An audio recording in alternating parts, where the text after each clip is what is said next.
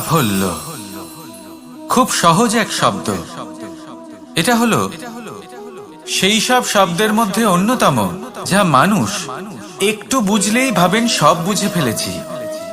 আর যেই উনি বুঝতে পারেন সাফল্য কি, আজীবন সেই সাফল্যের পেছনেই ছুটতে থাকেন। এই সাফল্য হলো একটা খেলার মতো, যাতে মানুষ নিজের সমস্ত জীবন বাজি লাগিয়ে দেন। আর প্রত্যেক খেলার মতোই এরও কিছু নিয়ম রয়েছে।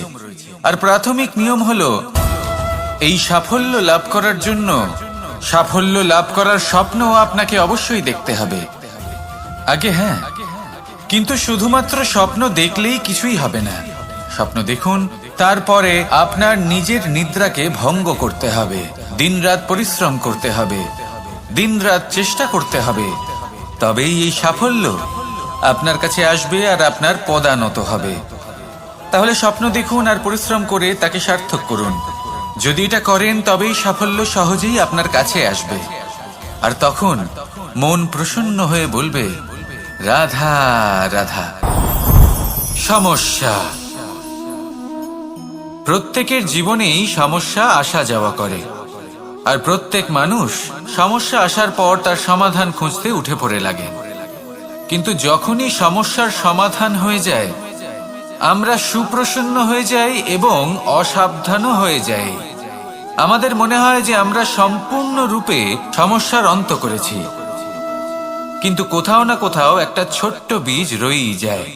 আর সেই বীজ আমাদের অসাবধানতার ছত্রছায়ায় বড় হতে থাকে, আর তারপর মহা সংকট হয়ে আবার আমাদের উপর আক্রমণ করে। এই সংকট যে কোনো রূপে আসতে পারে, কোনো শত্রুর রূপেও আসতে পারে, বা কোনো মহামারীর রূপেও আসতে পারে। সেই জন্য সব সময় সাবধান থাকাই উচিত। কারণ অসাবধান হলে কি হয়, আমাদের সুরক্ষা চক্রে একটা ছেদ উৎপন্ন হয়, আর আমাদের শেষ করতে পারে এমন এক বাণ সেই ছেদ বিন্দু হয়ে আমাদের হৃদয়ে প্রবেশ করতে পারে। তাই যে কোনো সমস্যার সমাধান করুন, জয়ী হন, উৎসব পালন করুন, কিন্তু সাবধানে থাকবেন। আসুন আর আমার সাথে ভালোবেসে বলুন, রাধা রাধা। আমাদের জীবনে দুই ধরনের সম্পত্তি হয়ে থাকে, এক হলো ভৌতিক সম্পত্তি, এক হলো জৈবিক সম্পত্তি। অর্থ, সম্পদ, সুবিধে, খাদ্য, এইসব ভৌতিক সম্পত্তির মধ্যে পড়ে। ব্যক্তি, মিত্র, পরিবার, আমাদের আপনজন, আত্মীয় স্বজন সব জৈবিক শ্রেণীতে পড়ে। আর প্রত্যেক মানুষের পক্ষে এই বিভাজন বোঝা অত্যন্ত আবশ্যক। কারণ মূলত আমাদের ব্যবহার দুই রকমের হয়ে থাকে, হয় আমরা ভালোবাসি বা আমরা সদ্ব্যবহার করি। আর সব থেকে বড় ভুল আমরা তখন করি যখন আমরা বুঝতেই পারি না যে ভালোবাসবো কাকে আর ব্যবহার করব কাকে। আমরা ভৌতিক সম্পত্তি ভালোবেসে ফেলি আর ব্যবহার করি জৈবিক সম্পত্তিকে, যেখানে এটা অনুচিত। জৈবিক সম্পত্তিকে ভালোবাসুন আর ভৌতিক সম্পত্তিকে ব্যবহার করুন। যেদিন আপনার মধ্যে এই বোধ জাগ্রত হবে যে কাকে ভালোবাসবেন আর কাকে ব্যবহার করবেন, সেই দিন আপনার জীবনে শুধুই শান্তি বিরাজমান হবে। আর তখন এই মন প্রসন্ন হয়ে বলবে, রাধা রাধা। কাল, আজ এবং কাল, আমাদের সমগ্র জীবন এই তিনটির আশেপাশেই ঘুরতে থাকে। আমরা সবসময় বিগত সময়ের বিষয়ে ভাবতে থাকি। অতীতে যদি আমাদের দ্বারা কোনো ভুল হয়, সেই বিষয়ে ভেবে ভেবে আমরা সবসময় অনুতাপ করতে থাকি। এটা উচিত নয়।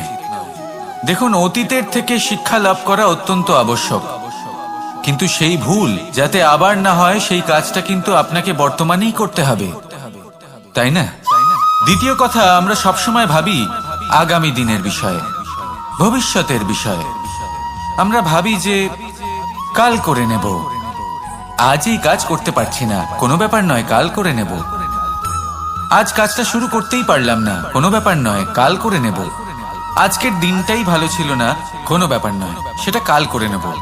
ব্যাপারটা বুঝুন, আপনি নিজের সময় নষ্ট করছেন। দেখুন, এই যে কাল, তা কখনোই আপনার হাতে আসবে না। তাই যে কাজ করতে চান সেটা আজকেই করুন, অন্তত শুরুটা করুন। কারণ এই আগামী সময় তা সবসময় আপনার থেকে এক কদম আগে থাকবে, একদিন এগিয়ে থাকবে। জানেন কেন? কারণ এই কাল আপনার জন্য অপেক্ষা করবে না, সেই জন্য আপনিও এর জন্য অপেক্ষা করবেন না। যা করার তা আজকেই শুরু করুন। কারণ যে বর্তমানে নিজের ভিত স্থাপন করেন না, ভবিষ্যৎকালে তার সুন্দর শক্তিশালী ভবন কখনো নির্মাণই হয় না। আসুন আর আমার সাথে ভালোবেসে বলুন, রাধা রাধা। আপনার কি মনে আছে যে আপনি শেষবার কবে পরাজিত হয়েছেন? আপনার ভুল কবে হয়েছিল? আপনি কবে অসফল হয়েছিলেন, কবে পরাজিত হয়েছিলেন? মনে নেই? তাহলে তো আপনি নিজের জীবনের সবথেকে বড় শিক্ষককে হারিয়ে ফেলেছেন। আপনার বিগত হার, পরাজয়, ভুল, এটাই আপনার জীবনের প্রধান শিক্ষক আর প্রধান সহায়ক। এটাই আপনাকে শেখায় যে কি করা উচিত, কি করা উচিত নয়। এই প্রকৃতি আমাদের কি শেখাতে চাইছে তা বুঝুন। এমন কি কোনো দিন আছে যার শেষে রাত আসে না? এমন কি কোনো নদী আছে যা শুকিয়ে যায় না? এমন কি কোনো বৃক্ষ আছে যার পাতা ঝরে না? এমনই তো হয়। কিন্তু যদি সূর্য পরাজয় স্বীকার করে, তাহলে রাতের পরে কখনোই দিন আসবে না। যদি নদী হার মেনে নেয়, তাহলে সে আবার বর্ষা ঘটাতে কখনোই সাহায্য করতে পারবে না। যদি বৃক্ষ হার মেনে নেয়, তাহলে সে বসন্ত ঋতুতে না নতুন পাতার জন্ম দিতে পারবে, আর না গ্রীষ্মকালে ছায়া প্রদান করতে পারবে। যদি এরা সবাই হার মেনে নেয়, তাহলে ধরিত্রী তৃষ্ণার্ত থাকবে। প্রকৃতি আমাদের এটাই শেখায় যে হার, অসফলতা, পরাজয় এগুলো আমাদের জীবনে আসবেই আসবে, আর আমাদের শিক্ষা দিতে আসবে, আমাদের মঙ্গলের জন্য আসবে। তাই নিজের দৃষ্টিভঙ্গি সেরকমই রাখুন। তাই ধনাত্মক দৃষ্টিভঙ্গি দিয়ে দেখুন, নিজের হার, নিজের পরাজয় থেকে শিক্ষা নিয়ে অগ্রসর হতে থাকুন। নিশ্চিত রূপে আপনি জয়ী হবেন। আর যখন জয়ী হবেন, তখন মন প্রসন্ন হয়ে বলবে, রাধা রাধা। কথায় আছে, এই জীবন একটা যুদ্ধ, একটা লড়াই। নিজের অস্তিত্বের জন্য, নিজের মূল্যের জন্য, যা আমরা পেতে চাইছি তার জন্য। এই যুদ্ধে জয়লাভ কে করে? এই যুদ্ধে জয়ী হয় এক যোদ্ধা। এবার বেশিরভাগ সময় আমরা যুদ্ধে অংশগ্রহণ করি না, নিজেকে বুঝিয়ে দিই যে আমরা তো যোদ্ধা নই। কিন্তু বিষয়টা তা নয়। একটা অত্যন্ত গুরুত্বপূর্ণ কথা আপনাকে মনে রাখতে হবে। কোন যোদ্ধা জন্ম থেকে যোদ্ধা হন না। তিনি চয়ন করেন যে তিনি যোদ্ধা হবেন কিনা। তিনি তখনই একজন যোদ্ধা হয়ে ওঠেন যখন তিনি পিছু হটবেন না বলে দৃঢ় প্রতিজ্ঞ হন। যদি ওনার সামনে অন্যায় হয়, তার বিরোধিতা করার জন্য দৃঢ় প্রতিজ্ঞ হন, তবেই তিনি যোদ্ধা হয়ে ওঠেন। কেউ জন্ম থেকেই যোদ্ধা হয়ে এই পৃথিবীতে আসেন না। আপনি কি হতে চান? সেই দর্শক হতে চান যারা যুদ্ধভূমিতে বসে থেকে অন্য কারোর জয় উচ্ছ্বাস প্রকাশ করেন, নাকি সেই যোদ্ধা হতে চান যিনি নিজের শৌর্য দিয়ে, বীরত্ব দিয়ে নিজের পরাক্রম প্রদর্শন করেন, আর যার প্রশংসা যুগ যুগ ধরে হয়ে চলে? আপনি কি হতে চান, সেই সিদ্ধান্ত আপনারই। আসুন আর আমার সাথে ভালোবেসে বলুন, রাধা রাধা। নাম, এই নাম আসলে কি বলা বড়ই মুশকিল। এই সংসারের প্রত্যেক বস্তু, প্রত্যেক ব্যক্তি, প্রত্যেক স্থান, প্রত্যেক জাতি, প্রত্যেক সম্প্রদায়ের নাম আছে। কিন্তু এই প্রত্যেক নাম কি যথেষ্ট? একেবারেই নয়। দেখুন, কিছু নাম হয় যা জন্মসূত্রে লাভ করা। যেমন আমার নাম রাখা হয়েছিল কৃষ্ণ, কিন্তু পরে মা আমাকে আদর করে কানাই বলতেন। যখন আমি গোবর্ধন পর্বত ধারণ করি, তখন সকলে আমাকে গোবিন্দ বলে ডাকতেন। যখন আমি কংসের সংহার করেছিলাম, তখন সকলে আমাকে কংসহারি বলতেন। যখন আমি গীতাতে জ্ঞানের উপদেশ দিয়েছিলাম, তখন সবাই আমাকে যোগেশ্বর ডাকতেন। কিছু নাম হয় যা জন্মসূত্রে পাওয়া যায়, আর কিছু নাম হয় যা কর্মসূত্রে পাওয়া যায়। জন্মসূত্রে পাওয়া নাম মৃত্যুর সাথে সাথে শেষ হয়ে যায়, কিন্তু কর্মের দ্বারা প্রাপ্ত নাম মৃত্যুর পরেও অক্ষত থেকে যায়। তাই আপনি এই নামের মোহে কখনোই জড়াবেন না। শুধু কর্ম করতে থাকুন, তাহলেই এই মন আনন্দিত হয়ে উঠবে। আসুন আর আমার সাথে ভালোবেসে বলুন, রাধা রাধা। সংসারের সবথেকে গুরুত্বপূর্ণ বস্তু কি? সবথেকে গুরুত্বপূর্ণ ব্যক্তি কে? সবথেকে গুরুত্বপূর্ণ অস্ত্র কি? আপনার কাছে সবথেকে গুরুত্বপূর্ণ সময় কোনটা? এমন অনেক প্রশ্ন আমাদের মনে আসে এবং তার উত্তর খোঁজার জন্য আমরা কি না করি, কোথায় কোথায় না যাই, যেখানে এর উত্তর আমাদের কাছেই রয়েছে, আমাদের সামনেই রয়েছে। সংসারের সবথেকে গুরুত্বপূর্ণ ব্যক্তি হলেন তিনি, যিনি এই মুহূর্তে আপনার সাথে রয়েছেন, আপনার সামনে রয়েছেন। সবথেকে গুরুত্বপূর্ণ অস্ত্র হলো সেটাই যা আপনার কাছে রয়েছে। সবথেকে গুরুত্বপূর্ণ বস্তু সেটাই যেটা এই মুহূর্তে আপনার হাতে রয়েছে। সবথেকে গুরুত্বপূর্ণ পুঁজি সেটাই যেটা এই মুহূর্তে আপনার সাথে রয়েছে। আর সবথেকে শ্রেষ্ঠ এবং গুরুত্বপূর্ণ ফল সেটাই যেটা আপনি এই মুহূর্তে ভোগ করছেন। যা আছে তা এই মুহূর্তেই আছে। পর মুহূর্তে আপনি থাকবেন কিনা সেটা আপনিও জানেন না। তাহলে বাকি কোনো ব্যক্তি বা বস্তু বা অস্ত্র বা ধনের বিষয়ে আপনি কি বা বলবেন? জীবন যদি থাকে তাহলে তা এই মুহূর্তে আছে, বর্তমানে আছে। অন্য সবই ভাবনা এবং কল্পনা মাত্র। তাই এই জীবন উপভোগ করুন, শুধু আনন্দই আনন্দ পাবেন। আসুন আর আমার সাথে ভালোবেসে বলুন, রাধা রাধা। সারল্য। মানুষ সবসময় এমন কিছু খোঁজে যা সরল, এমন পথ খোঁজে যা সরল, সেই সকল বস্তুর পিছনে ছোটে যা সহজেই পাওয়া যায়। আপনি আমাকে বলুন, যদি সবই সহজে পাওয়া যেত তাহলে আনন্দ কিসে থাকতো? আপনি আমাকে বলুন, সরল কোনটা? দুঃখ ভোগ করার পর চোখের জল ফেলা, নাকি হাসি মুখে অন্য কাউকে সাহস জোগানো? সরল কোনটা? পড়ে যাওয়ার পরে কাউকে সাহায্যের জন্য অনুরোধ করা, নাকি স্বয়ং নিজের পায়ে উঠে দাঁড়িয়ে শক্তি অর্জন করা? সরল কোনটা? ঝড় বৃষ্টি আসার পরে নিজের ভেঙে যাওয়া বাড়ি দেখে চোখের জল ফেলা, নাকি মাটিতে জল দিয়ে আবার নিজের বাড়ি মেরামত করে পুনর্নির্মাণ করা? কোনটা সরল? আপনি দেখবেন সেটাই সরল যেটা শেষে আপনাকে যন্ত্রণা দেবে। সরল পথ নির্বাচন করবেন না, উচিত এবং শ্রেষ্ঠ লক্ষ্য নির্বাচন করুন। পথ যেমনই হোক না কেন তা আপনাকে মেনে নিতেই হবে। যদি পথ কঠিন হয় তাও ভালো, কারণ যে ব্যক্তি কঠিন পথে চলা শুরু করেন শেষ পর্যন্ত সাফল্যের ফুল তার চরণেই এসে পড়ে। তাহলে সামনে এগোতে থাকুন আর আমার সাথে ভালোবেসে বলুন, রাধা রাধা।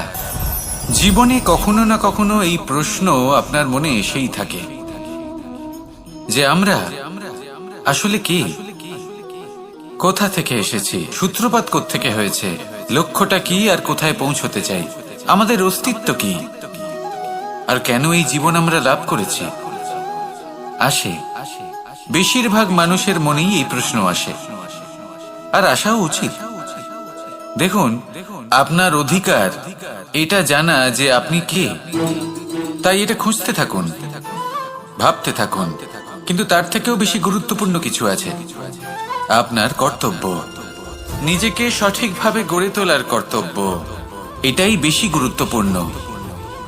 এটাই করুন, নিজেকে নির্মাণ করুন, নিজের কর্মগুলিকে, নিজের গুণগুলিকে, নিজের মূল্য নির্মাণ করুন, যা আপনার অস্তিত্বকে আকার দিতে পারে, আপনার পরিচয়কে আকার দিতে পারে, যা আপনাকে আপনার লক্ষ্যে পৌঁছে দিতে পারে, যা আপনাকে আপনার সূত্রপাত দেখাতে পারে, আপনাকে নির্দেশ দিতে পারে। তারপর নিজেকে খোঁজার কোনো অর্থই থাকে না। নিজেকে নির্মাণ করা বেশি গুরুত্বপূর্ণ হয়ে যায়, আর এটাই হলো বেশি গুরুত্বপূর্ণ কাজ। তাই আপনিও এটাই করুন আর আমার সাথে ভালোবেসে বলুন, রাধা রাধা। সংসারের সবথেকে মূল্যবান ধন কি হতে পারে? সেটা কি সেই স্বর্ণ যা দিয়ে অলংকার তৈরি করে আমরা ধারণ করি, নাকি সেই সব হিরে, মুক্ত, রত্ন যা হয় আমরা নিজেদের মুকুটে ধারণ করি বা হাতে আংটি বানিয়ে ধারণ করি, নাকি সেই ধন যার দ্বারা আমরা সংসারে যা চাই তাই কিনতে পারি? এই সব হলো ধন সম্পত্তি, কিন্তু সব থেকে বেশি মূল্যবান কিন্তু এরা নয়। এগুলো যে কেউ আপনার থেকে অনায়াসে কাটতে পারে। কোনো চোর চুরি করে নিতে পারে, কোনো ডাকাত এসে লুট করে নিতে পারে। সংসারের সব থেকে মূল্যবান ধন হলো সেটাই যাকে আমরা জ্ঞান বলে থাকি, যা আপনার থেকে কেউ কেড়ে নিতে পারবে না। কোনো ডাকাত লুট করে নিতে পারবে না, কোনো চোর চুরি করতে পারবে না। কোনো রাজা কর রূপে এমন প্রসন্ন চিত্ত হয়ে বলবে, রাধা রাধা। এমন অনেক মানুষ আছেন এই সংসারে যারা নিজের জীবন নিয়ে অপ্রসন্ন থাকেন। অপ্রসন্ন থাকেন আর বলেন যে আমি জীবনে এই কাজ করার সুযোগই পাইনি, ওইটা করার অধিকারই লাভ করিনি আমি। এবার এই শক্তি, এই অধিকারের বিষয়ে যদি কথা বলি, এটা কিভাবে লাভ করা যায়? এটা তখনই লাভ করা যায় যখন আপনি নিজেকে তার উপযুক্ত করে তোলেন, নিজের দায়িত্বগুলিকে বোঝেন, নিজের কর্তব্যগুলিকে বোঝেন। আপনাকে যদি একটা উদাহরণ দিই, আপনি নিশ্চয়ই একটা দেয়াল দেখেছেন। সেখানে সব থেকে নিচে যে ইট থাকে সেটা হলো ভিতের ইট। ভিতের সেই ইটগুলি নিজের কর্তব্য, নিজের দায়িত্বগুলি বোঝে, যে তাকে এক বিশাল দেওয়ালের ভার নিজের কাঁধে বহন করতে হবে। আর যখন সেই ইট এটা বোঝে, তারপরই একটা সুন্দর দেয়াল, একটা সুন্দর ভবন নির্মাণ করা শুরু করা যেতে পারে। যদি কথা বলি এক পিতার, তাহলে একজন পিতা তার পরিবারের প্রতি যে দায়িত্ব এবং যে কর্তব্য রয়েছে, নিজের সন্তানের প্রতি যে কর্তব্য রয়েছে, সেইগুলি বুঝে উঠতে পারেন। সেই দিন থেকেই সেই সন্তানের স্বর্ণময় ভবিষ্যতের অস্তিত্ব স্থাপন হয়ে যায়। যদি আপনি সেই শক্তি চান, অধিকার চান, তাহলে নিজেকে তার যোগ্য করে তুলুন, নিজের দায়িত্বগুলিকে বুঝুন, নিজের কর্তব্যগুলি পালন করুন। এই শক্তি আর অধিকার নিজে থেকেই আপনার কাছে চলে আসবে। আসুন আর আমার সাথে ভালোবেসে বলুন, রাধা রাধা। এই সংসারকে বদলানোর জন্য কিসের প্রয়োজন হয়? আপনার ভাবনা চিন্তার, আপনার মতামতের? না, এই সংসারকে বদলানোর জন্য প্রয়োজন পড়ে সেই উদাহরণের যা আপনি নিজের জীবনে প্রস্তুত করেন।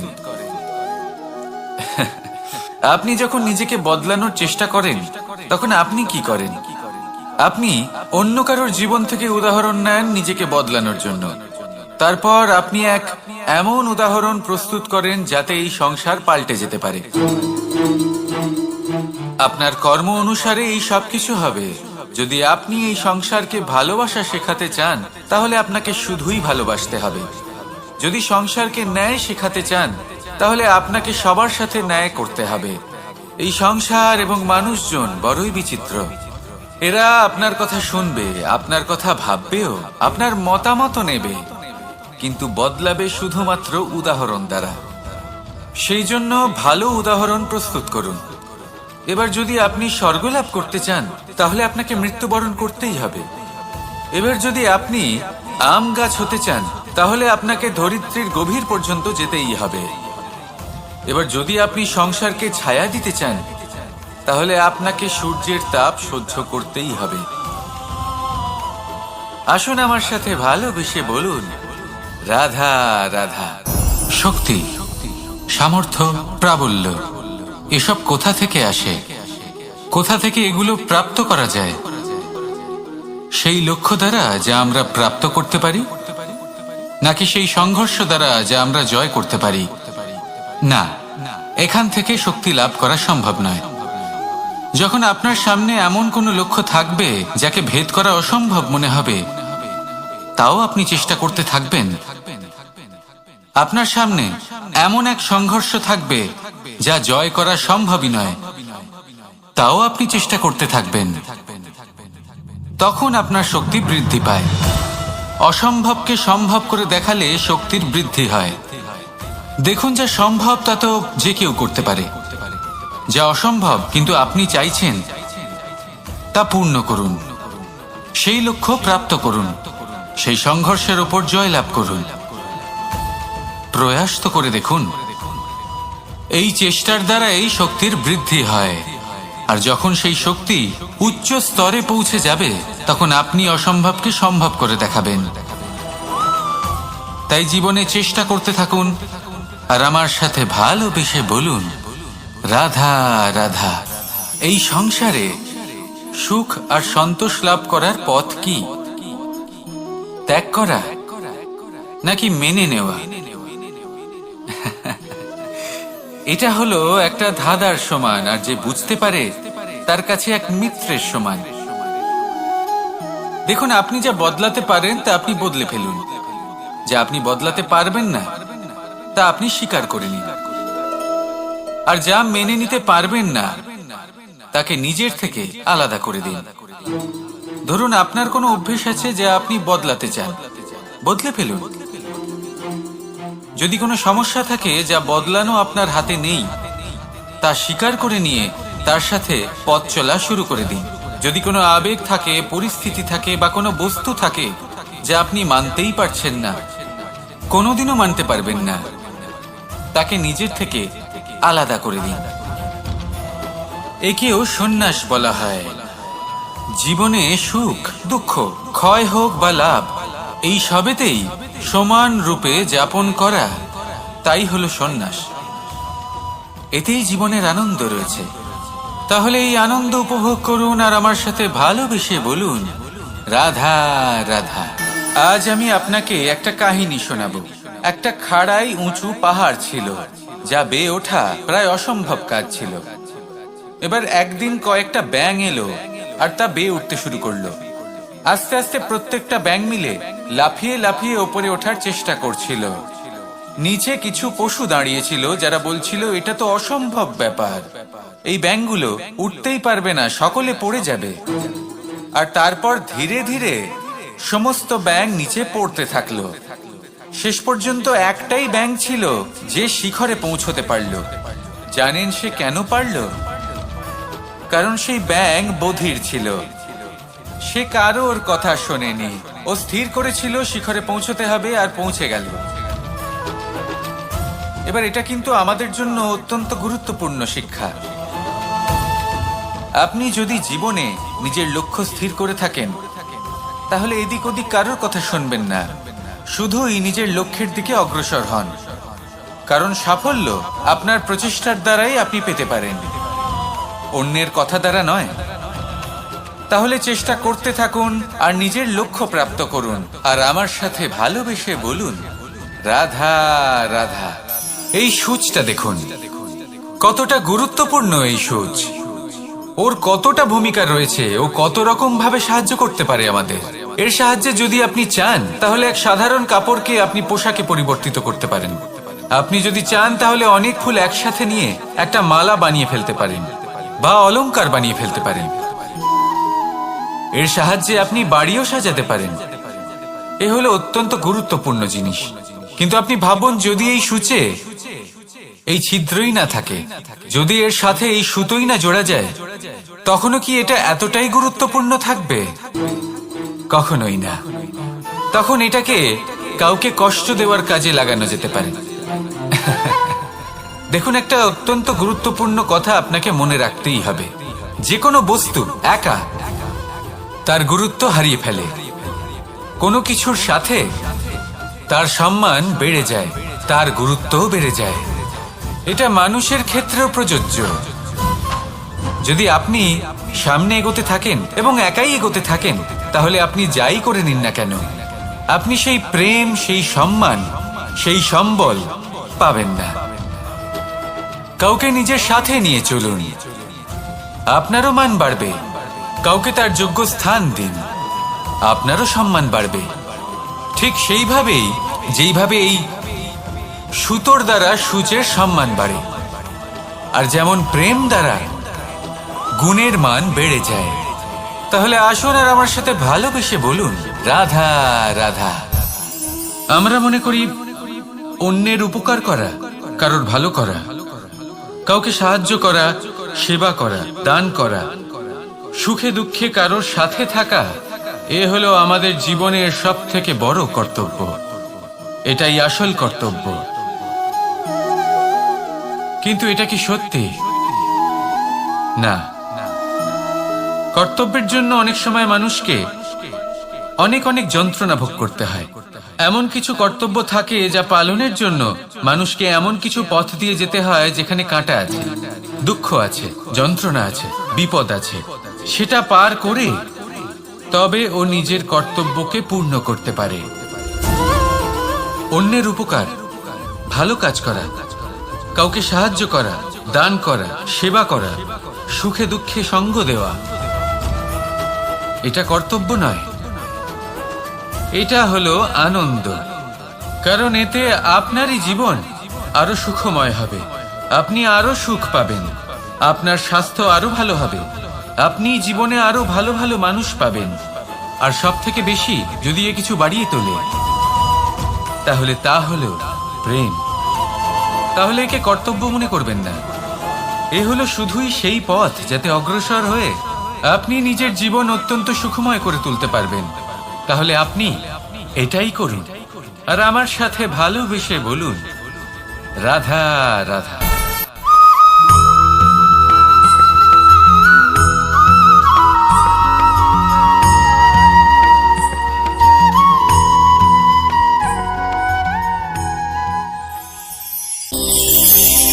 জীবনের সব থেকে বেশি মূল্যবান বস্তু কি? ধন, স্বর্ণ, মাণিক্য, আভূষণ? না, এই সব কিছু মিলিয়েও সময়ের এক মুহূর্তের সামনে মলিন হয়ে পড়ে। এক মুহূর্ত যা এক দরিদ্রকে রাজা করতে পারে, যা এক রাজাকেও দরিদ্র করতে পারে। একটি মুহূর্ত যা আপনার আত্মবিশ্বাসকে পর্বতের শিখরে পৌঁছে দিতে পারে, একটি মুহূর্ত যা আপনার অস্তিত্বকে গভীর সাগরে বিলীন করে দিতে পারে। একটি মুহূর্তের খেলা। সব সময় জীবনে সেই ব্যক্তিকে সম্মান করুন, শ্রদ্ধা করুন, যিনি আপনার জন্য সময় বের করে থাকেন। সব সময় সেই ব্যক্তির প্রতি নিষ্ঠাবান থাকুন, যেই ব্যক্তি খারাপ সময় আপনার পাশে দাঁড়িয়ে থাকে। এই সময় সব থেকে বেশি মূল্যবান। আসুন আমার সাথে ভালোবেসে বলুন, রাধা রাধা। প্রজাপতি দেখেছেন? কি সুন্দর হয়, তাই না? এই প্রজাপতি, ওদের দিকে তাকালে নিজের অজান্তেই নিজের মুখে হাসি ফুটে ওঠে। কিন্তু এই প্রজাপতি জন্ম থেকেই এমন দেখতে হয় না। জন্ম থেকে এদের কাছে ডানা থাকে না, এরা উড়তেও পারে না। যখন একটি প্রজাপতি জন্ম নেয় তখন প্রথমে ডিম অবস্থায় থাকে সে। আস্তে আস্তে সেই কবচ সে ভেঙে ফেলে, খুব পরিশ্রম করতে হয় তাকে। তারপর কীটের আকার ধারণ করে সে চলতে থাকে। অনেক কষ্ট সহ্য করতে হয়, অনেক পরিশ্রম করতে হয়। তারপর তার রূপ বদলে যায়, তারপরে তার ডানা গজায়, তারপরে সে উড়তে পারে। এই নিরন্তর পরিশ্রমই সাফল্যের মূল মন্ত্র হয়। কখনো কখনো প্রতিভাও কম পড়ে যায় যদি নিরন্তর পরিশ্রম না করা হয়, যদি সমর্পণের ভাব মনে না থাকে, দৃঢ় নিষ্ঠা না থাকে। আর কখনো কখনো সেই ব্যক্তি যার মধ্যে বিশেষ প্রতিভা থাকে না, সেই ব্যক্তি নিরন্তর পরিশ্রম করে, নিজের মনে সমর্পণের বোধ জাগিয়ে তোলে, দৃঢ় নিষ্ঠার সাথে কর্ম করে আর সাফল্য লাভ করে। সেই জন্য আপনি জীবনে যেখানেই পৌঁছে যান না কেন, নিরন্তর পরিশ্রম করতে থাকুন। তবেই আপনার ভবিষ্যৎ রঙিন প্রজাপতির মতন গগনচুম্বী হবে। তবেই এই সংসার আপনাকে দেখবে এবং নিজের অজান্তেই এই সংসার নিজের মুখে হাসি ফুটিয়ে তুলবে এবং এই সংসার আমার সাথে ভালোবেসে বলবে, রাধা রাধা। পুরাণে আমরা দেখেছি যে মাতা পিতা কতটা মহান হতে পারেন। কিভাবে শ্রী গণেশ নিজের মাতা পিতাকে পরিক্রমণ করলেন এবং পরম পূজনীয় হয়ে উঠলেন। কিভাবে ভক্ত শ্রবণ নিজের অন্ধ মাতা পিতাকে তীর্থযাত্রায় নিয়ে যাবেন বলে নিজের কাঁধে ওনাদের বসালেন এবং বয়ে নিয়ে গেলেন। এরকম অনেক অমূল্য শিক্ষা আমরা লাভ করে থাকি পুরাণ থেকে। কিন্তু এসব কথা হলো পুরাণের কথা। কথা বলা যাক আমাদের জীবন নিয়ে। আমাদের এই জীবনে আমাদের মাতা পিতা কেন আমাদের কাছে এতটা অমূল্য? কেন আমরা ওনাদের এতটা ভালোবাসি? কেন আমরা ওনাদের এত সম্মান করি? আর কেনই বা ওনাদের এতটা সম্মান করা উচিত? মমতার কারণে। মায়ের মনের এক ধরনের মমতা, পিতারও এক ধরনের মমতা। এই দুইয়ের মমতা ভিন্ন, কিন্তু এনাদের দুজনের মমতার কেন্দ্রবিন্দু হলো এনাদের সন্তান। মাতা মমতার কারণে সকালে তাড়াতাড়ি উঠে পড়েন, খাবার তৈরি করেন, এটা ভাবেন যে আমার সন্তান যেন অভুক্ত না থাকে। অন্যদিকে পিতা ইচ্ছে না থাকা সত্ত্বেও নিজের মমতাবোধের কারণে নিজের সন্তানের প্রতি কঠোর হন, তাকে জ্ঞান প্রদান করেন, শিক্ষা প্রদান করেন, কারণ উনি চান যে ওনার সন্তান যেন পরবর্তীতে উন্নতি করে, কখনো অভুক্ত না থাকে। এটাই হলো মমতা মাতা পিতার। আর এই মমতা সংসারের অন্য কোথাও আপনি পাবেন না। তাই সবসময় নিজের মাতা পিতাকে সম্মান করুন, ওনাদের ভালোবাসুন, যতটা ইচ্ছে ভালোবাসুন। আর এই ভালোবাসার সাথেই বলুন রাধা রাধা। সম্পর্ক হলো আমাদের জীবনের একটি আধার। কিছু সম্পর্ক এমন যা আমরা জন্মসূত্রে লাভ করি, যেমন পরিবার, মা বাবা। কিছু সম্পর্ক আছে যে আমরা জীবনে অর্জন করে থাকি, তা সে প্রেমের হোক, স্নেহের হোক বা বন্ধুত্বের। এই সকল সম্পর্ক লাভ করার বা গড়ে তোলার 5টি ধাপ রয়েছে। প্রথম ধাপ, কোনো ব্যক্তির সাথে আলাপ হওয়া, তার সাথে কথা বলা বা তাকে দেখা। দ্বিতীয় ধাপ, সে ব্যক্তিকে আমাদের ভালো লাগা। তৃতীয় ধাপ, আমাদের এটা চাইতে শুরু করা যে জীবনে এই ব্যক্তি যেন আমাদের বন্ধু হন, আমাদের জীবনে থাকেন, বা আমাদের কাউকে ভালোবেসে ফেলা। আর এটা আমাদের ভাবা বা চাওয়া যে সেই ব্যক্তি যেন আজীবন আমার সাথে থাকেন, আমার জীবনে আমার সাথী হয়ে। চতুর্থ ধাপ, লাভ করা। এবার এই ধাপটি অনেক মানুষের পক্ষেই খুবই সরল হয়, বড়ই সরল ভাবে নিজেদের সঙ্গীকে লাভ করে থাকেন। কিছু মানুষের জন্য এই ধাপ অত্যন্ত কঠিন হয়ে থাকে। অনেক প্রতিকূল পরিস্থিতির উপর জয়লাভ করে তারা সঙ্গীকে লাভ করেন, কিন্তু লাভ অবশ্যই করেন। এরপরে আসে পঞ্চম, অন্তিম এবং সবথেকে গুরুত্বপূর্ণ ধাপ। সেটা হলো সেই সম্পর্ক পালন করা। এটা হলো এমন এক বিষয় যা প্রত্যেক মানুষের শেখা উচিত। যদি ব্যক্তি নিজের জীবনে সম্পর্ক রক্ষা করতে শিখে যান, তবে প্রত্যেক সম্পর্ক তার জীবনকে স্বর্গ করে তুলবে। আসুন আর আমার সাথে ভালোবেসে বলুন রাধা রাধা।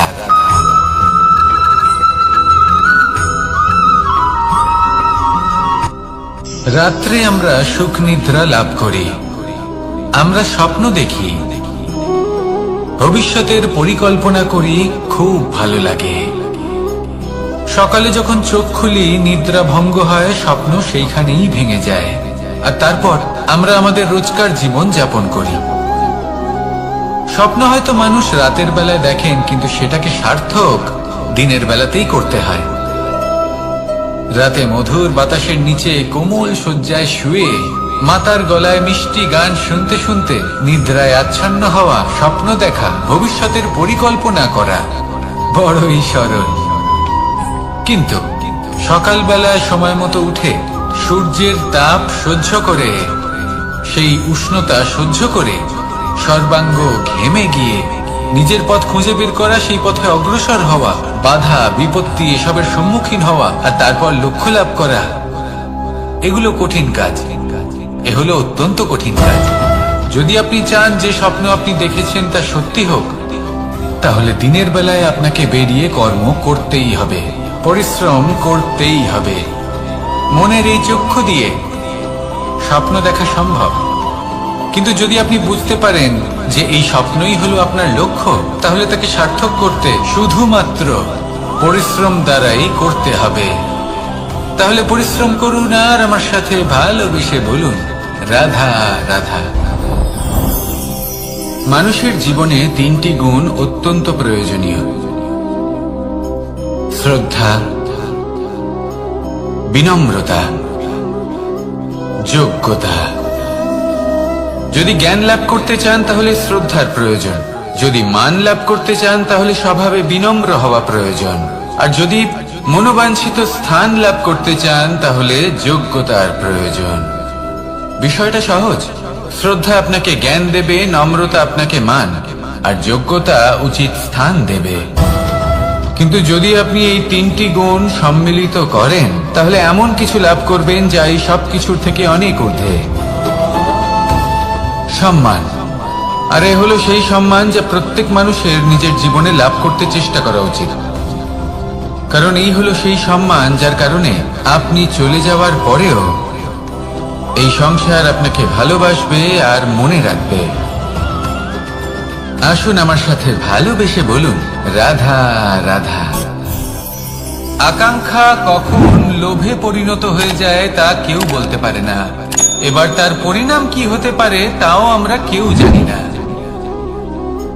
আজ আমি আপনাকে বলছি, কোনো ব্যক্তি সব থেকে বেশি ক্ষতির সম্মুখীন তখনই হয় যখন সে এটা মনে করে যে সে সব থেকে বেশি সুরক্ষিত স্থানে রয়েছে। সে ভাবে যে সে সেখানে সুরক্ষিত রয়েছে।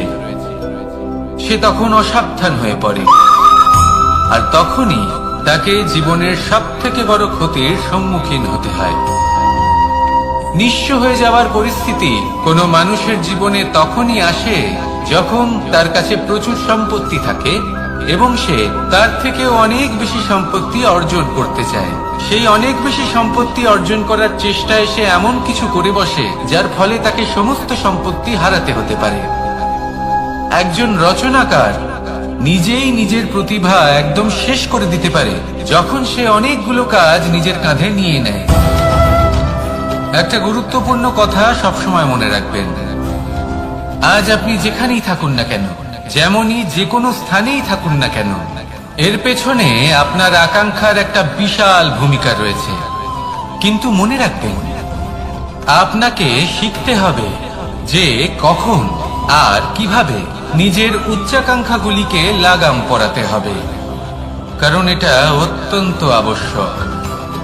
তাই আসুন আর আমার সাথে ভালোবেসে বলুন, রাধা রাধা। অনেক সময় আমরা জীবনে অনেক মানুষকে এমন বলতে শুনে থাকি যে আমি অসফল হয়েছি কারণ আমার সময় ভালো যাচ্ছিল না। আমি এই জিনিসটা লাভ করতে চাইছিলাম কিন্তু করতে পারলাম না কারণ আমার সময়টা ভালো যাচ্ছিল না। আমি আমার জীবনে ওই মহান কাজটা করতে চাইছিলাম কিন্তু করতে পারলাম না। কেন? কারণ আমার সময়টা ভালো যাচ্ছিল না। কিন্তু যে মুহূর্তে ভালো সময় আমার জীবনে আসবে আমি সব কিছু প্রাপ্ত করব। এমন প্রায় প্রত্যেকেই বলেন। আসুন একটা কথা বোঝা যাক। একজন মালিকে দেখুন, সে প্রত্যেক দিন গাছের সেবা করে, তাকে জল দেয়, তার যত্ন আত্তি করে। কেন? প্রত্যেক দিন সেই গাছ ফল দেয় না। সঠিক সময় এলে তবেই সেই গাছ ফল দেয়, কিন্তু প্রত্যেক দিন মালি তার সেবা করে, তাকে যত্ন করে। শুধুমাত্র তখন করে না যখন সেই গাছ ফল দিতে সক্ষম। আর যদি মালি গাছের যত্ন প্রতিদিন না করে তাহলে হয়তো সেই গাছ ফল দিতেই পারবে না। এটাই হলো আমাদের জন্য একটা শিক্ষা। যখন সময় আমাদের জন্য অপেক্ষা করে না তখন আপনি সময়ের জন্য কেন অপেক্ষা করছেন? ভালো সময়ের জন্য অপেক্ষা করবেন না। ভালো এবং শুভ কর্ম দ্বারা ভালো সময়কে নিজের কাছে টেনে আনুন। নিরন্তর কর্ম করুন, পরিশ্রম করতে থাকুন। শুভ সময় আপনা থেকেই আপনার কাছে আসবে। আসুন আমার সাথে ভালোবেসে বলুন, রাধা রাধা। মানুষের এই সংসারে জীবনযাপন করার জন্য কিছু জিনিসের প্রয়োজন পড়ে। এমন কিছু আবেগ, এমন কিছু বস্তু আছে যেগুলো তার প্রয়োজন হয়। কিন্তু সব থেকে বেশি যে জিনিসটা তার প্রয়োজন হয় সেটা হলো সম্মানের। আমাদের ভালো লাগে যখন কেউ আমাদের সম্মান করে। আমরা কাউকে সম্মান করলে তারও সেটা ভালো লাগে। কিন্তু আপনি দেখবেন যে সংসারে বেশিরভাগ মানুষ দুটি মাপদণ্ডের ভিত্তিতে সম্মান করেন, হয় বয়স দেখে করেন বা উপার্জন দেখে, অর্থাৎ সেই ব্যক্তি কতটা উপার্জন করেন। এবার ভেবে দেখুন, এটা আবশ্যক নয় কারোর বয়স যদি বেশি হয় তার বুদ্ধিও ততটাই বেশি হবে।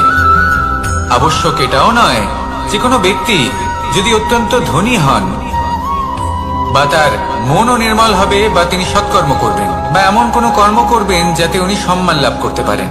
হতে পারে উনি ধনী কিন্তু দুশ্চরিত্র।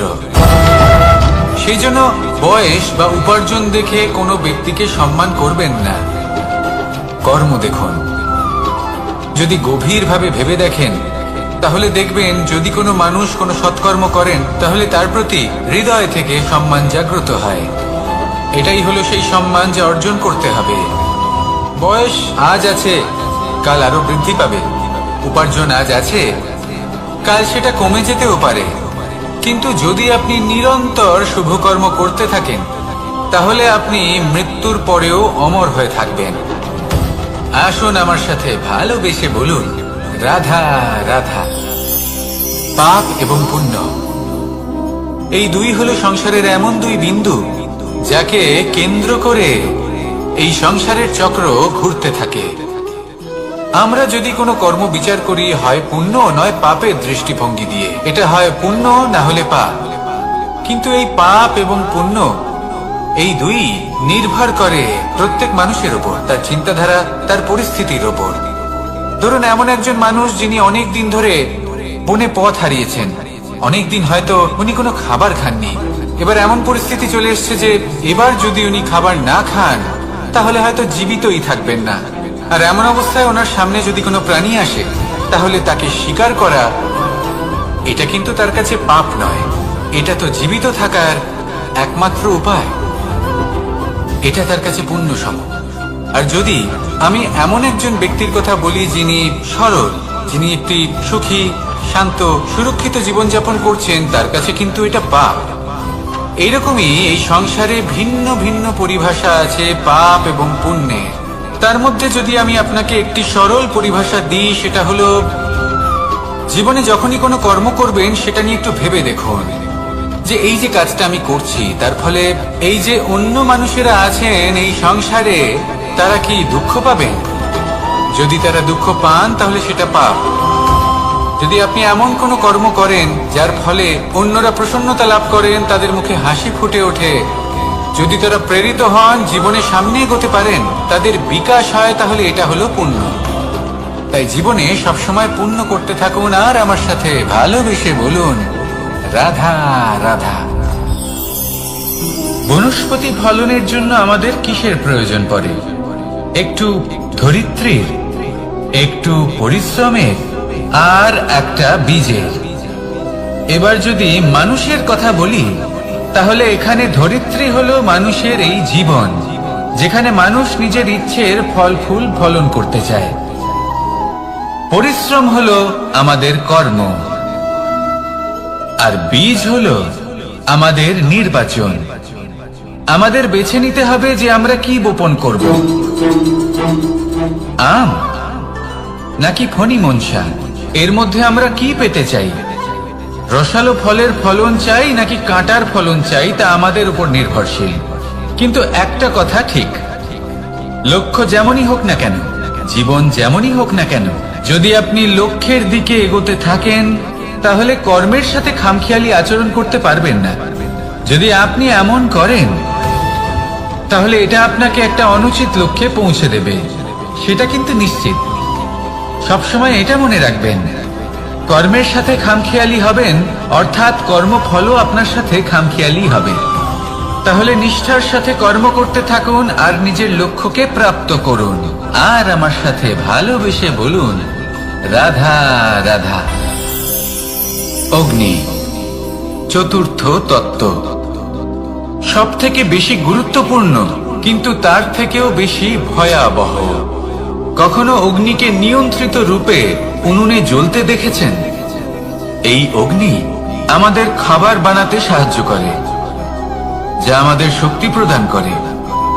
কিন্তু এই অগ্নি যখন বিচলিত হয়ে, অনিয়ন্ত্রিত হয়ে কোনো বনের আগুন হয়ে ওঠে তখন মহা বিনাশ ঘটে যায়। আপনারই অন্তরের ঊর্জা হলো এই অগ্নি। এটা আপনার শক্তিও, আপনার ক্রোধ। একে ব্যবহার কিভাবে করবেন তা আপনারই হাতে।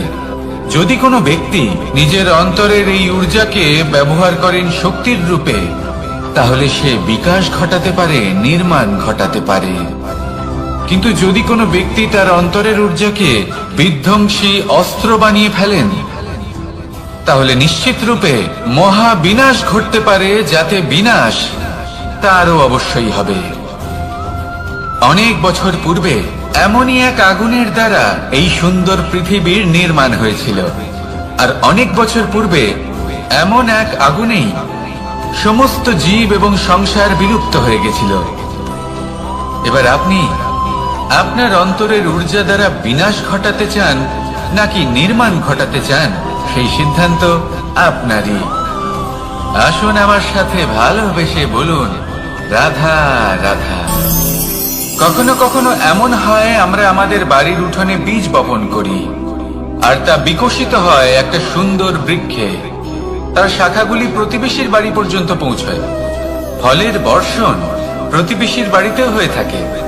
আর আমরা ভাবি গাছ আমরা উৎপন্ন করব, আর ফল খাবেন আপনারা। এই কেমন কথা হলো? আপনাকে এই কথা বুঝতে হবে যে এসব হলো ভৌতিক বস্তু, সাংসারিক বস্তু। কখনো নিজের বাড়ির বাগানে ভালোবাসার গাছ বপন করে দেখুন। তার শাখাও প্রতিবেশীর বাড়ি পর্যন্ত পৌঁছবে, ফলের বর্ষণ সেখানেও হবে। কিন্তু সেই ফল চাইতে আপনাকে যেতে হবে না, সেই ফল দ্বিগুণ মাত্রায় আবার আপনার কাছেই ফিরে আসবে। তাই নিজের বাড়িতে আর নিজের মনে ভালোবাসার গাছ উৎপন্ন করুন। এই জীবন প্রসন্ন হয়ে বলবে, রাধা রাধা। অ দিয়ে অন্ত, আ দিয়ে আরম্ভ, এই দুইয়েরই রাশি সমান। যদি আপনি মন দিয়ে দেখেন তবে দেখবেন এদের সম্পর্ক খুবই নিবিড়। কিভাবে? যখন কোনো কিছু শুরু হয় এটা নিশ্চিত হয়ে যায় যে তা সমাপ্তও হবে। আরম্ভই যদি না হয় তা সমাপ্তও হবে না। যা আরম্ভ হয়েছে তার সমাপ্তি হলো অবশ্যম্ভাবী। এটাই হলো প্রকৃতির নিয়ম, একে এড়ানো যায় না। এবার এই কথা আমরা সকলে জানি। এবার মানুষ কি ভাবে যে সমাপ্তির পরে কি হতে পারে, এর উত্তর তাদের কাছে নেই। তাদের উচিত অন্য কোনো বিষয় ভাবা যা বেশি গুরুত্বপূর্ণ। এবার মানুষ এটা জানে না যে মৃত্যুর পরে কি হতে পারে, কিন্তু এই কথা অবশ্যই জানে যে জন্ম থেকে মৃত্যু পর্যন্ত এই সময়, যাকে আমরা জীবন বলে থাকি, এই সময় আমরা কর্ম করতে পারি। এই কথা তো আমরা জানি। তাহলে এমন কি কর্ম করা যেতে পারে যা আমাদের সমাপ্তির পরও আমাদের প্রাসঙ্গিক করে রাখতে পারে, এই বিষয় ভাবা উচিত। যে জন্মগ্রহণ করেছে তার মৃত্যু হবেই, এটা সাধারণ বিষয়।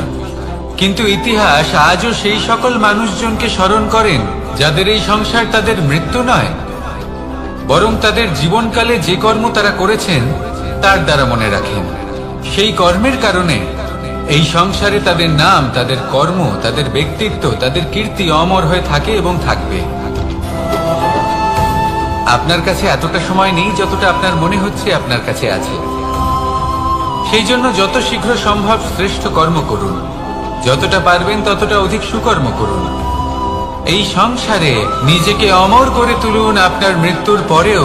আর আমার সাথে ভালোবেসে বলুন, রাধা রাধা। উমা, এ কি? আমি কখন থেকে এখানে অপেক্ষা করছি, হাত পেতে দাঁড়িয়ে রয়েছি যাতে একটা ফল আমার হাতে এসে পড়ে এবং সেটা আমি খেতে পারি। কখন থেকে অপেক্ষা করছি, কিন্তু সেটা হচ্ছেই না। এবার আপনি বলবেন যে এসব কি বলছি, এই কি অদ্ভুত কথা বলছি।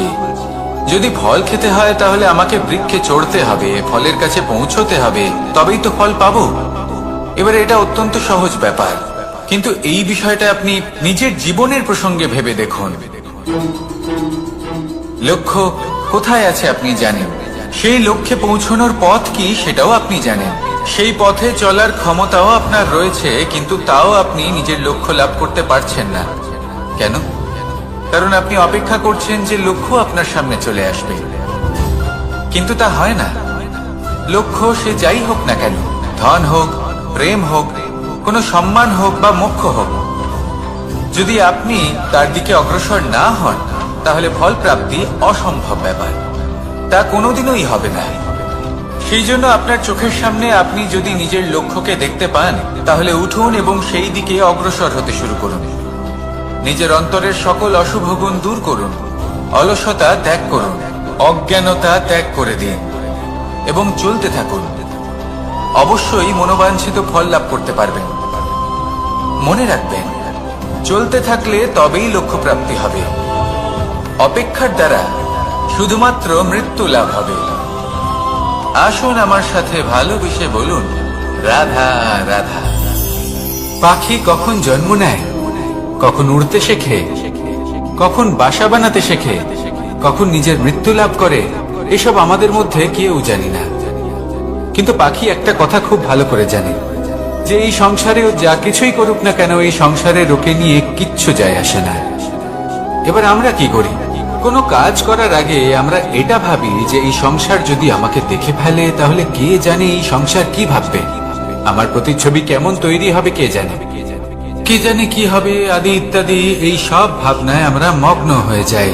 কিছুটা এমন ভাবে মগ্ন হই যে বর্তমানের কর্মের এই জীবনের যাত্রাপথে সেই সময়ের আনন্দ উপভোগ করতে ভুলে যাই।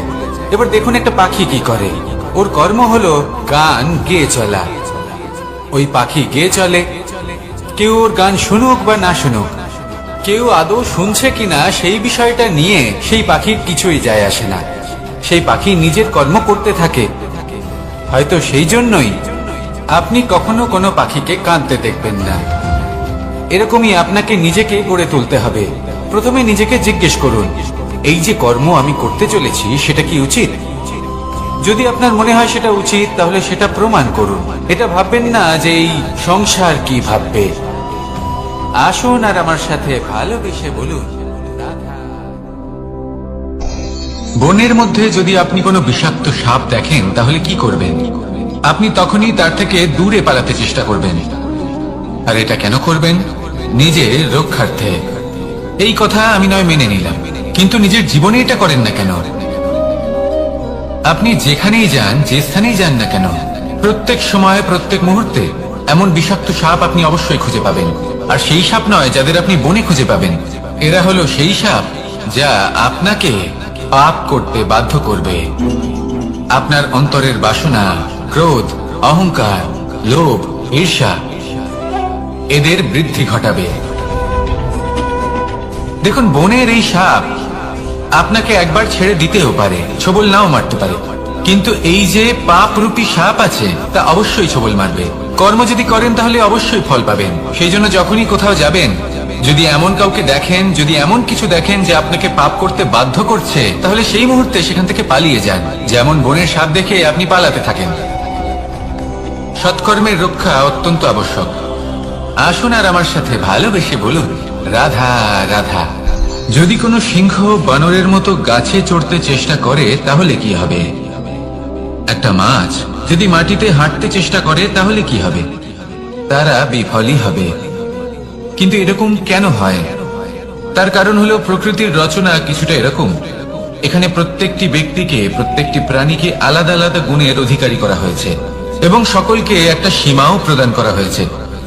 এবার এই যে বৃক্ষ, পশু, পাখি, এদের মধ্যে সেই ক্ষমতাই নেই যে এরা নিজেদের যাচাই করতে পারবে, নিজেদের সীমাগুলো বুঝতে পারবে, নিজেদের সদ্গুণগুলো চিনতে পারবে। এরা সেটা করতে পারবে না। কিন্তু মানুষ তো আলাদা। মানুষের কাছে সেই বিশেষ শক্তি আছে যে তারা পূর্ণরূপে নিজেদের যাচাই করতে পারবে, নিজেকে পূর্ণরূপে বুঝতে পারবে, নিজের দোষ, নিজের অপগুণ, নিজের সদ্গুণ, নিজেদের সীমাগুলো তারা বুঝতে পারবে। আর এটা অত্যন্ত গুরুত্বপূর্ণ। কথায় আছে যে যদি সাফল্য লাভ করতে হয় তাহলে নিজেকে যাচাই করে নিতে হবে। তাই নিজেকে যাচাই করুন, নিজের সাথে পরিচিত হয়ে যান এবং জীবনে কর্ম করতে থাকুন। সাফল্যের শিখরে অবশ্যই পৌঁছে যাবেন। আর ওখানে যদি যান তাহলে এই মন প্রসন্ন হয়ে অবশ্যই বলবে, রাধা রাধা। অন্ধকারাচ্ছন্ন রাত্রি যদি এসে থাকে তাহলে আলোকিত প্রকাশ নিয়ে সূর্যও অবশ্যই আসে। রোগ যদি এসে থাকে তাহলে তার ওষুধও অবশ্যই আসে। সমস্যা যদি আসে তাহলে সেই সমস্যার সমাধানও নিজে থেকেই আমাদের কাছে চলেই আসে। এই সংসার, এই জীবনের শুধুমাত্র একটাই নিয়ম আছে, আর তা হলো এটাই, এই সংসার হলো একটা চক্রের মতো। এতে শাশ্বত বলে কিছু নেই, নিত্য বলে কিছু নেই, আর যা কিছুই রয়েছে সব বদলাতে চলেছে। যদি আপনার জীবনে দুঃখ থাকে, সমস্যা থাকে, যদি আপনি বিপদ দ্বারা আচ্ছন্ন, তাহলে মনে রাখবেন সবকিছু বদলে যেতে চলেছে। দুঃখের সময় কাঁদবেন না, মনকে আরো দুঃখী করে তুলবেন না, কারণ এখানে যা কিছুই এসেছে তা যাওয়ার জন্যই এসেছে। তাহলে এত চিন্তা কিসের? আনন্দ সহকারে জীবন যাপন করুন, আর আমার সাথে ভালোবেসে বলুন রাধা রাধা। রাত্রিবেলায় যখন আলোকিত জোনাকিদের দেখেন তখন মন প্রসন্ন হয়ে ওঠে। এদের দেখতে খুবই সুন্দর লাগে। আর এমন ঠিক কেন হয়? প্রথম হলো এটাই যে রাতের বেলায় চতুর্দিক অন্ধকারাচ্ছন্ন থাকে। এমত অবস্থায় যদি আমরা কোথাও একটু প্রকাশ দেখি তাহলে সেটাই আশার কিরণের ন্যায় মনে হয়। সেই প্রকাশই আমাদের মন প্রসন্ন করে তোলে। আর সেই জন্য যে সকল মানুষ রাতের বেলায় কোনো জোনাকি দেখতে পান তারা প্রসন্ন হয়ে যান। এবার কখনো কখনো জীবনে আমাদের মনে হয় যে চতুর্দিকে শুধুমাত্র অন্ধকারই হয়ে আছে, প্রত্যেকেরই তা কখনো মনে হয়। আর তখনই আমাদের নিরাশ হলে চলবে না, আমাদের দুঃখী হলে চলবে না। সেই সময় আমাদের খুঁজতে হবে নিজেদের আশেপাশে, চতুর্দিকে, আর কোথাও না কোথাও আমরা প্রকাশ অবশ্যই দেখতে পাবো, আশার একটা কিরণ অবশ্যই দেখতে পাবো। কেউ এমন একটা কর্ম করেন যেটা দেখে আমরা প্রেরিত হয়ে যাই, আর এমন কোন কর্ম যদি আপনারা করেন তাহলে সেই কর্ম আপনার মনকে প্রসন্ন ভাব, আনন্দ এবং ভালোবাসা দ্বারা ভরিয়ে তুলবে। আপনার অন্তরে সেই অন্ধকারের অন্ত করবে, দুঃখেরও অন্ত করবে। আর এই মন প্রসন্ন ভাব নিয়ে বলবে রাধা রাধা। মনুষ্য জীবনের সব থেকে বেশি গুরুত্বপূর্ণ বিষয় হল মনের একাগ্রতা। এই সংসারের যে কটি মহান কার্য সম্পাদন হয়েছে তা হলো মনের এই একাগ্রতার একমাত্র ফল। আপনি অবশ্যই দেখে থাকবেন অনেক ছোট বড় নদী যা বয়ে চলে তাদের সামনে একটা বাঁধ নির্মাণ করা হয় সেই সব নদীর জল সঞ্চয় করতে। বাঁধ হয়ে গেলে প্রয়োজন মতো বা মনের ইচ্ছে মতো তাকে ব্যবহার করা সম্ভব। এবার এটাই আমাদের মনের সাথেও সম্ভব। আমাদের মনের একাগ্রতা আজকের দিনে দাঁড়িয়ে বিভিন্ন ধরনের বিকার, ক্রীড়া এবং ভোগের মধ্যে ভাগ হয়ে গেছে। একে একত্রিত করতে হবে, একটা বাঁধ নির্মাণ করতে হবে, কর্মের বাঁধ। আপনাকে শুধু এটাই করতে হবে, যেটা উচিত কর্ম সেটাই করুন, যেটা অনুচিত কর্ম সেটা করা থেকে নিজেকে বিরত রাখুন। ব্যাস, এই কাজটাই আপনি করতে থাকুন, করতে থাকুন। মনের মধ্যে একাগ্রতার বাঁধ নির্মাণ করুন। আর একবার যদি তা নির্মাণ হয়ে যায় তাহলে যখন চাইবেন, যেখানে চাইবেন, যতটা চাইবেন একাগ্রতা প্রয়োগ করতে পারবেন। আর একবার যদি আপনি এটা শিখে যান তাহলে এই সংসারকে বদলে ফেলার মতো কাজ আপনি করতে পারবেন, সমাজকে শুধরাবার মতো কাজ করতে পারবেন। তাহলে এই মনকে একাগ্র করুন আর আমার সাথে ভালোবেসে বলুন রাধা রাধা।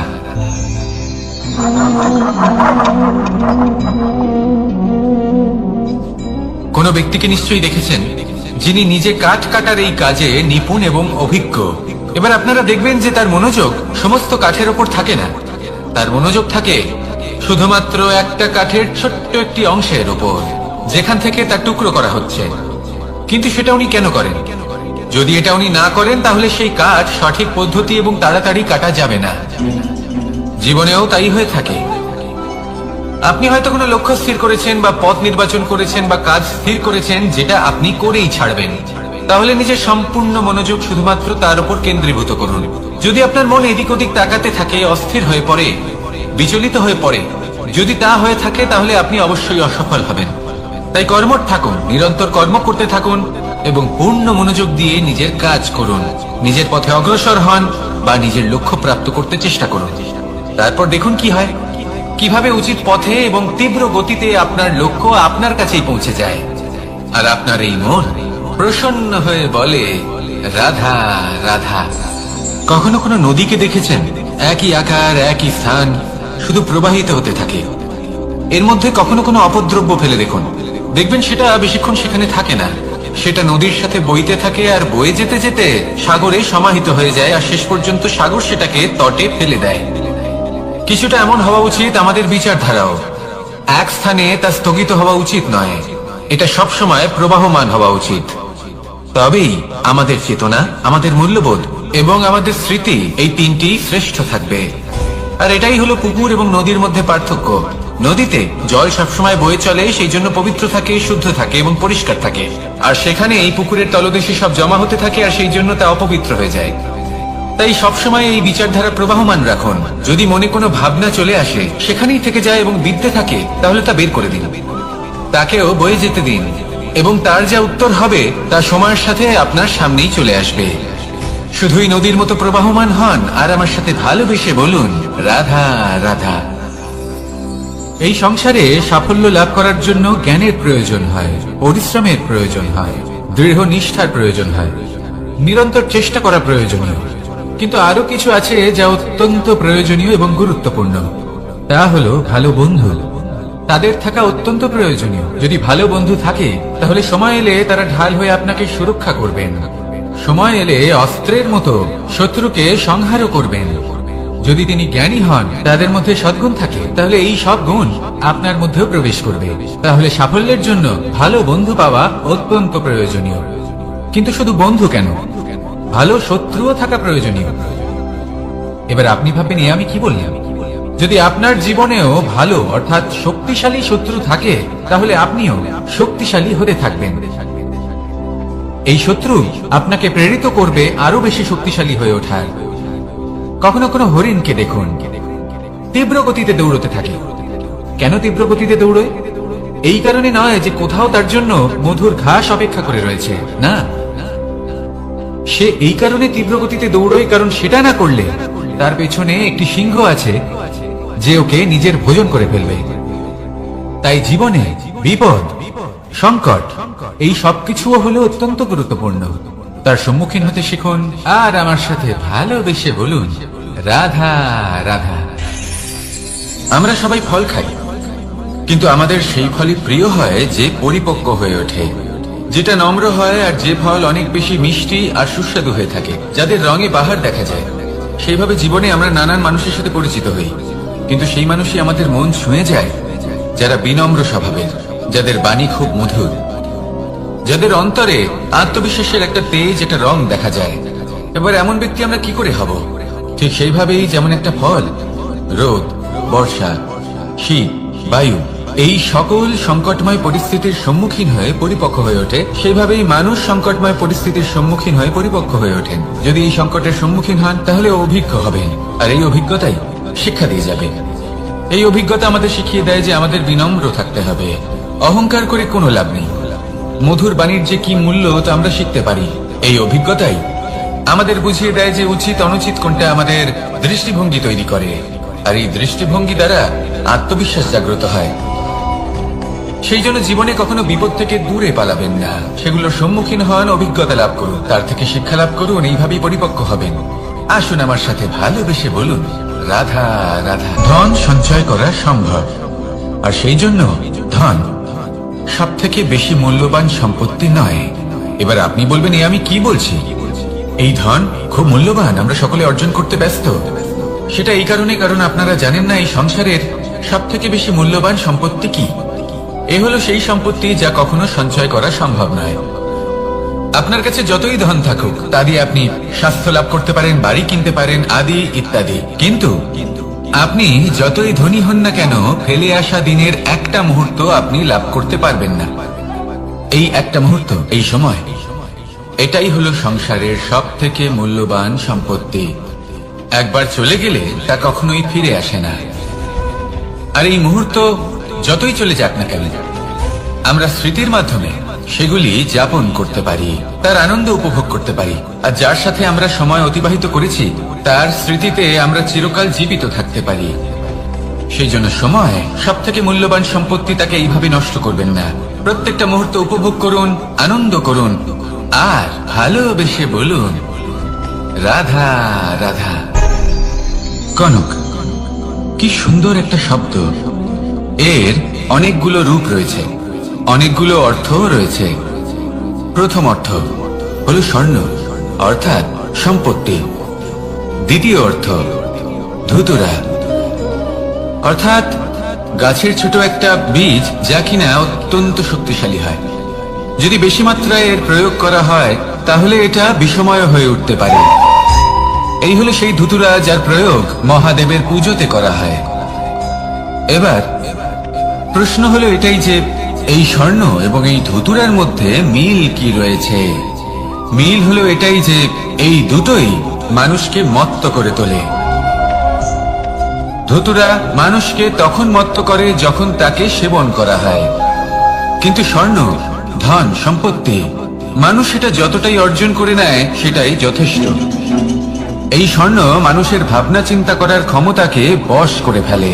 মানুষ সম্পত্তির লোভে মত্ত হয়ে ওঠে, কারণ যে যত চমৎকারী, যতটা অমূল্য হয় তাকে সামলানো কিন্তু ততটাই কঠিন, তাই না? তাই মনে রাখবেন, ধন, স্বর্ণ, সম্পত্তি এগুলো ধুতুরার থেকেও অনেক বেশি বিষাক্ত হতে পারে। তাই এর উপর আত্মসংযমের একটা কবচ পরিয়ে রাখবেন এবং বিবেকের শক্তির সাথে এগুলো প্রয়োগ করুন, তবেই কল্যাণ হবে। আসুন আমার সাথে ভালোবেসে বলুন, রাধা রাধা। আমার কাছে যশোদা মা যেমন, আমার কাছে দেবকী মা যেমন, আমার কাছে ঠিক তেমনই হলেন গোমাতা। এবার ভেবে দেখার বিষয় হলো এটা যে এই সংসারে অসংখ্য প্রাণী আছে, একজন গাইকে একজন মায়ের মর্যাদা কেন দেওয়া হয়? তাহলে এর অনেকগুলো কারণ আছে। এই গাই অর্থাৎ গোমাতা, এনারা হলেন অত্যন্ত শান্ত, শান্তি প্রিয়, কখনো কারোর কোনো ক্ষতি করতেই পারেন না। গোমাতা যে দুধ নিজের বাছুরকে পান করান সেই দুধই আমাদেরও দেন। সেই দুধ পান করে আমরা শক্তি লাভ করি। এই দুধ থেকে আমরা মাখন, ঘি, পায়েস এইসব সুস্বাদু খাবার লাভ করি। গোমাতার গোবর আমাদের জ্বালানি হিসেবে সাহায্য করে, যার ফলে খুব কম সংখ্যক কাঠ ব্যবহার করা যায় এবং বেশিরভাগ জঙ্গল সুরক্ষিত থাকে। গোমাতার গোমূত্র সেটাও আমাদের কাছে লাভজনক। এর দ্বারা আমরা অনেক রোগ থেকে মুক্তি লাভ করতে পারি। গোমাতা যখন একটি বাছুরকে জন্ম দেন তখন সেই বড় হয়ে আমাদের ক্ষেত কর্ষণ করে। সেই জন্য গাইকেও জীবনে মায়ের মর্যাদা দেবেন। যতটা সম্ভব তাকে সেবা করুন এবং ভালোবেসে তাকে পালন করুন। এই মন নিজে থেকেই প্রসন্ন হয়ে বলবে, রাধা রাধা। মধু কারই না পছন্দ বলুন তো? অত্যন্ত সুস্বাদু হয় এই মধু, মিষ্টি খেতে হয় এবং তা শক্তিও প্রদান করে। এবং প্রত্যেকটি মিষ্টি পদার্থের মতোই এতেও খুব তাড়াতাড়ি পিঁপড়ে ধরে যায়। অন্যদিকে যদি নুনকে দেখি তাহলে বছরের পর বছর রাখলেও এতে পিঁপড়ে ধরে না। এবার যদি কথা বলি বন্ধুত্বের, তাহলে বন্ধুত্ব নুনের মতো হওয়া উচিত, মধুর মতো নয়। যারা সামনে এলে শুধুমাত্র মধুর মধুর কথা বলবে, পরে এতে পিঁপড়ে ধরে যাবে, এটা নুনের মতো হওয়া উচিত। প্রকৃত বন্ধু হলো সে যে সময় এলে পরে আপনার সামনে আপনার প্রকৃত সত্য তুলে ধরবে, তা সে যতই কঠিন হোক না কেন।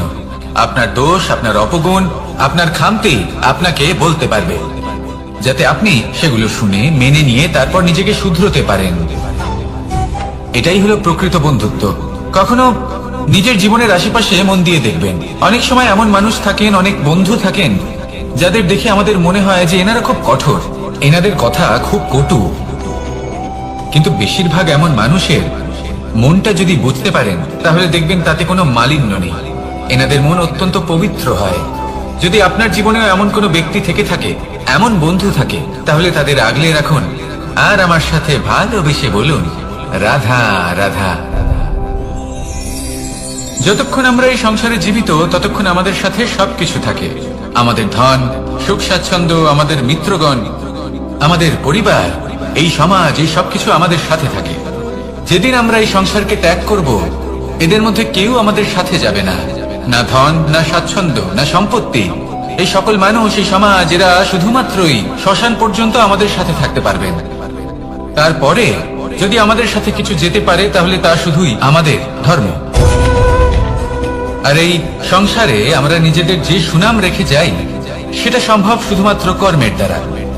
সেই জন্য সংসারে যতদিন পর্যন্ত জীবিত আছেন, যদি কিছু অর্জন করতে চান তাহলে ধর্ম অর্জন করুন, ধর্মের বিষয়ে স্পষ্টতা অর্জন করুন এবং কর্ম অর্জন করুন। এটাই হবে আপনার অতীত এবং এটাই হবে আপনার ভবিষ্যৎ। এবং এটাই সকলকে প্রেরণা প্রদান করবে। আসুন আমার সাথে ভালোবেসে বলুন, রাধা রাধা। এই পরিবার হলো আমাদের জীবনের একটা অমূল্য সম্পদ, অমূল্য এক আশ্রয়, যা এই সংসারে হয়তো কোথাও আপনি পাবেন না। তাই একে আগলে রাখুন। পরিবার সেই গাছ। আসুন আমার সাথে ভালোবেসে বলুন, আর সেই গাছ। আসুন আমার সাথে ভালোবেসে বলুন, রাধা রাধা। অনেক সময় আমরা জীবনে অনেক মানুষকে এমন বলতে শুনে থাকি যে আমি অসফল হয়েছি কারণ আমার সময় ভালো যাচ্ছিল না। আমি এই জিনিসটা লাভ করতে চাইছিলাম কিন্তু করতে পারলাম না কারণ আমার সময়টা ভালো যাচ্ছিল না। আমি আমার জীবনে ওই মহান কাজটা করতে চাইছিলাম কিন্তু করতে পারলাম না। কেন? কারণ আমার সময়টা ভালো যাচ্ছিল না। কিন্তু যে মুহূর্তে ভালো সময় আমার জীবনে আসবে, আমি সব কিছু প্রাপ্ত করব। এমন প্রায় প্রত্যেকেই বলেন। আসুন একটা কথা বোঝা যাক। একজন মালিকে দেখুন, সে প্রত্যেক দিন গাছের সেবা করে, তাকে জল দেয়, তার যত্ন আত্তি করে। কেন? প্রত্যেক দিন সেই গাছ ফল দেয় না। সঠিক সময় এলে তবেই সেই গাছ ফল দেয়, কিন্তু প্রত্যেক দিন মালি তার সেবা করে, তাকে যত্ন করে। শুধুমাত্র তখন করে না যখন সেই গাছ ফল দিতে সক্ষম। আর যদি মালি গাছের যত্ন প্রতিদিন না করে, তাহলে হয়তো সেই গাছ ফল দিতেই পারবে না। এটাই হলো আমাদের জন্য একটা শিক্ষা। যখন সময় আমাদের জন্য অপেক্ষা করে না, তখন আপনি সময়ের জন্য কেন অপেক্ষা করছেন? ভালো সময়ের জন্য অপেক্ষা করবেন না। ভালো এবং শুভ কর্ম দ্বারা ভালো সময়কে নিজের কাছে টেনে আনুন। নিরন্তর কর্ম করুন, পরিশ্রম করতে থাকুন। শুভ সময় আপনা থেকেই আপনার কাছে আসবে। আসুন আমার সাথে ভালোবেসে বলুন, রাধা রাধা।